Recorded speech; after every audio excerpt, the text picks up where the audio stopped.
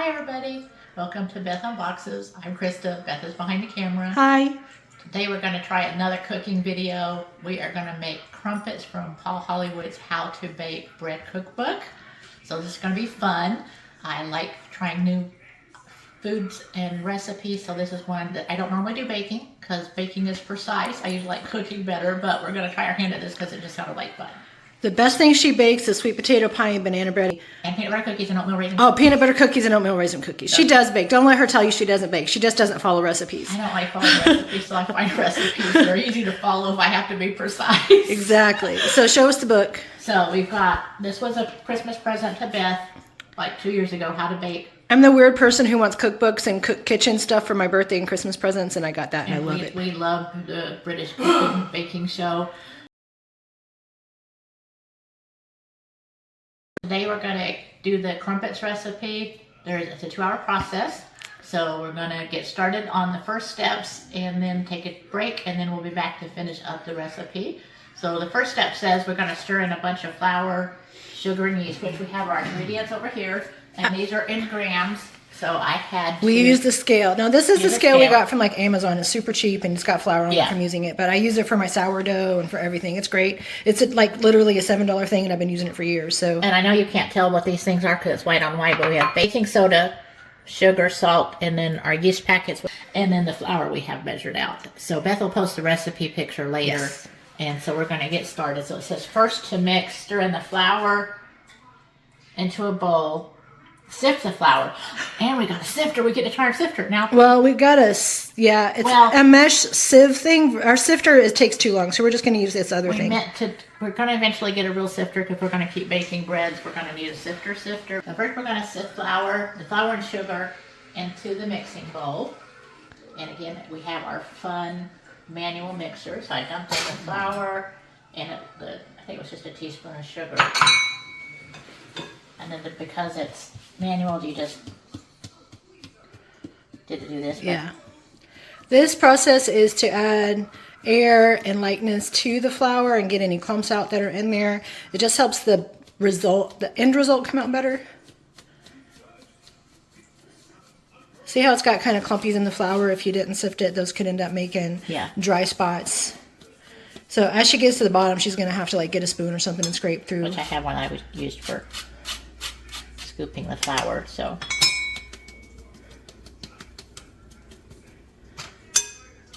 And this is 450 grams of flour.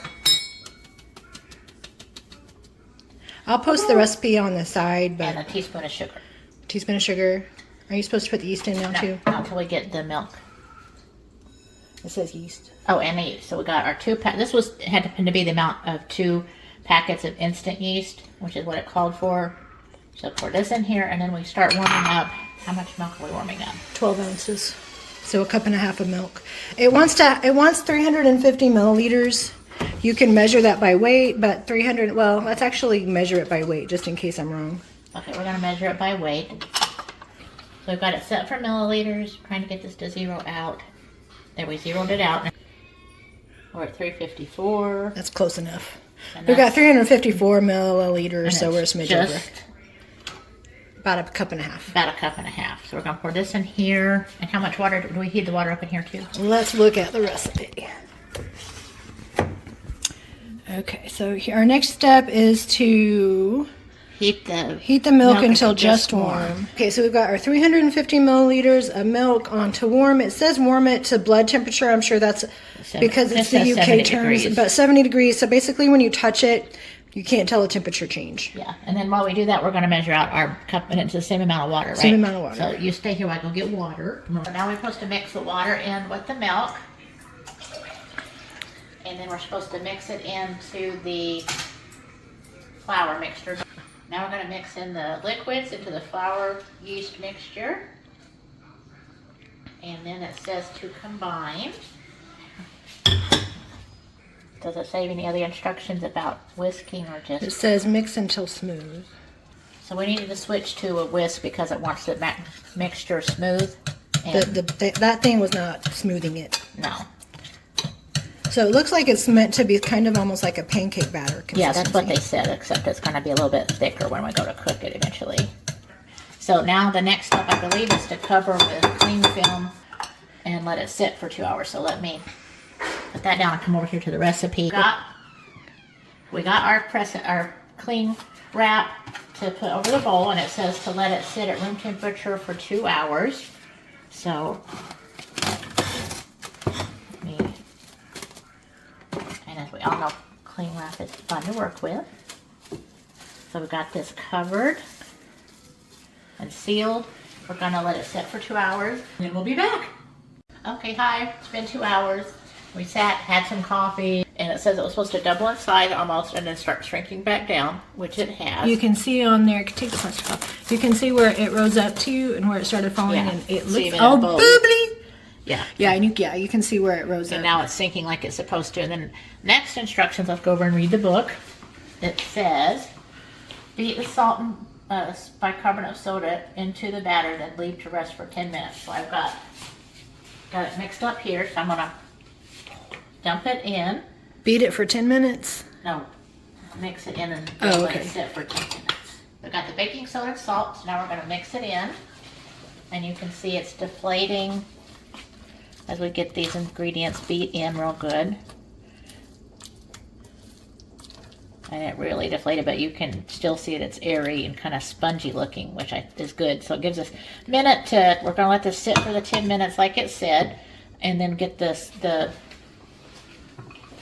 griddle started heated up so we can start. We got the crumpet rings. I ordered them off Amazon, got 4. So we're gonna get the griddle going, get these oiled up, and then by then our 10 minutes will be up. Okay, so while we're waiting for our 10 minutes, it said to use oil on a napkin and coat the inside of the crumpet rings. And then when the griddle gets hot, we wipe it down. It doesn't need a lot. It's getting hot. And it's getting hot. So I'm gonna get the inside of the rings coated, one at a time.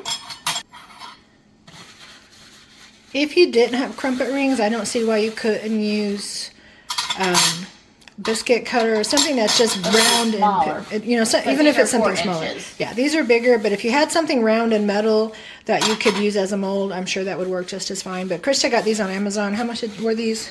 It was like 10 or $11. I mean, it was not a lot for them, and they were the 4-inch size, which is what they're supposed to be.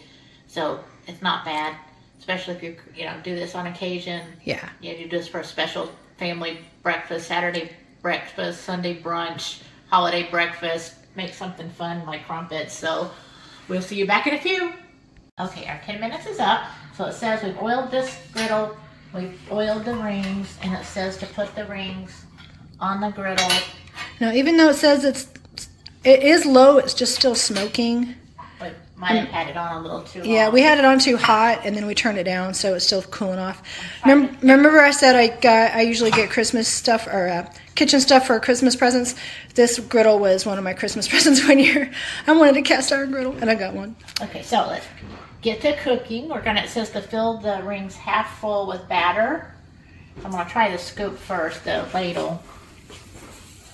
And we're going to see if this is half full or not. It looks approximately half full. Looks approximately half full.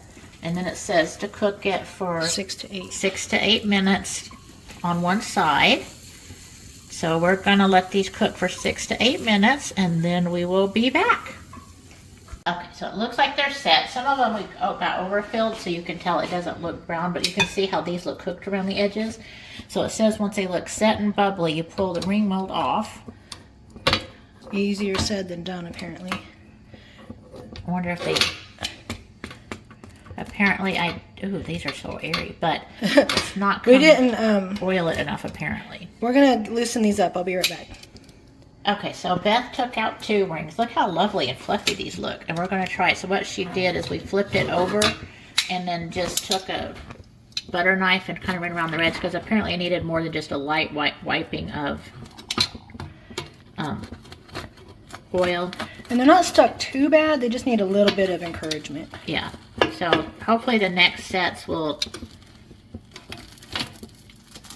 be perfect. We're going to make these rings cool so we can wash them and clean them and then use them, because this recipe makes, they said, about 20 of these things. So These are so fluffy. They said they're like a cross between an English muffin and a pancake, but they feel so fluffy. Perfect. So don't freak out if they stick. It'll still work. Yeah, it didn't. Look at that. How the edges are so fluffy. I know, and then it says to cook them for another 1 to 2 minutes, I think. Yeah, it's just one side will be the most fluffy. Yeah. Or most brown, I'm sorry. Yeah, they said, so cook these sides for 2 to 3 minutes. The first side will be well browned, the second only barely colored. It says to eat them right away with put butter, jam on it, or clotted cream and jam. We have butter. Or you can, because there's going to be like 20 in the recipe, so you're not going to be able to eat 20 unless you have a big company. So they said for reheating later, you can just stick them in the toaster, toast them up, and then serve them with the jam and butter and have them with hot tea. We're going to have them with like a late brunch. I can't wait to show you the rest of them.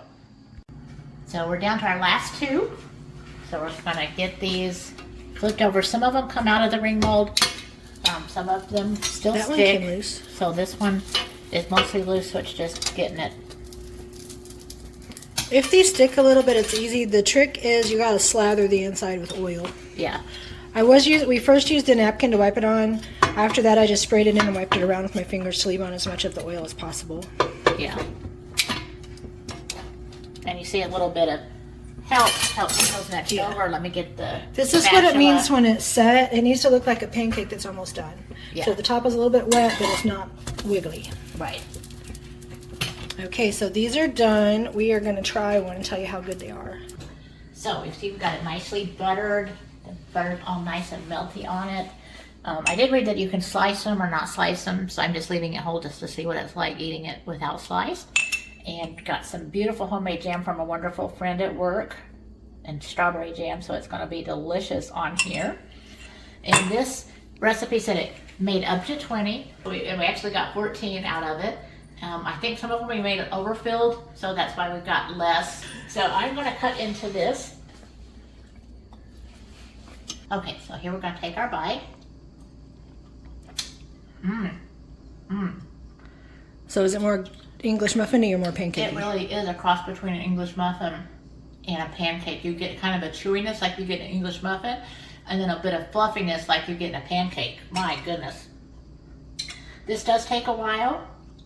Yeah, we've been working on this. It's now almost 2 o'clock in the afternoon. We started this at 10 this morning. So so if we started earlier, and we had a few things that we had to do in between, but it is well worth the time to put into this because it's usually just a 2.5 hour thing, with the cooking. But these are delicious. I'm gonna take the camera and let Beth try one. All right, let me give it a try. They're slippery with the jelly. Just be careful. Definitely English muffin-y pancakey. I know, isn't that delicious? It's spongy. It's so good. I know. So we've never had a English muffin. A crumpet before. Mm-hmm. So no, we don't know if this is right or wrong. We have just it looks like the pictures in the recipe. They had a few more little holes in them than what ours turned out, but still, that is delicious. This is a recipe we're trying, y'all. So good. I think that's it for our adventure. All right, got the camera flipped around on both of us. Thank you guys so much for joining us on this new recipe adventure. Kristen wanted to give it a try, and she did a great job. Thank you. Thank you for being cameraman. We'll see you guys next time on Beth Unboxes. You guys have a great rest of your day. Bye-bye. Bye.